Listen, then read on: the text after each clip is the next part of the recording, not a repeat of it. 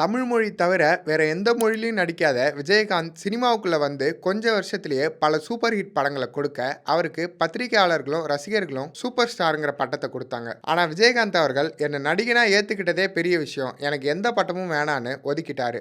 அதுக்கப்புறம் சமூக அநீதிகளுக்கு எதிராக பல படங்கள்ல நடிச்சு மக்கள் மனசுல நீங்காத இடம் பிடிச்சாரு விஜயகாந்த். நீங்காத இடம் பிடிச்ச விஜயகாந்த் அவர்களை வச்சு கலைப்புலி தானு கூலிக்காரன் ஒரு படம் எடுத்தாரு.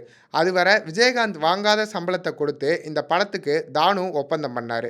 ரஜினிகாந்த் அவர்களுக்கு சூப்பர் ஸ்டார்னு பட்டம் கொடுத்த தானு விஜயகாந்துக்கு என்ன பட்டம் கொடுக்கலான்னு யோசிச்சிருக்காரு.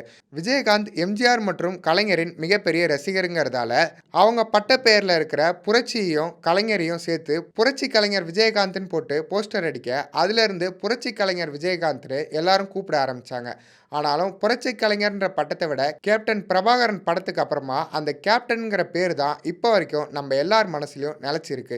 உங்களுக்கு விஜயகாந்த் அவர்களின் கேப்டன் பட்டம் பிடிக்குமா இல்லை புரட்சி கலைஞர் பட்டம் பிடிக்குமா அப்படின்றத கமெண்ட் பண்ணுங்கள். இந்த விஜயகாந்த் அவர்களின் வாரத்தில் அவரை பற்றின தெரியாத பல தகவல்களை தெரிஞ்சுக்க சினிமா போகன் சேனலை சப்ஸ்கிரைப் பண்ணுங்கள்.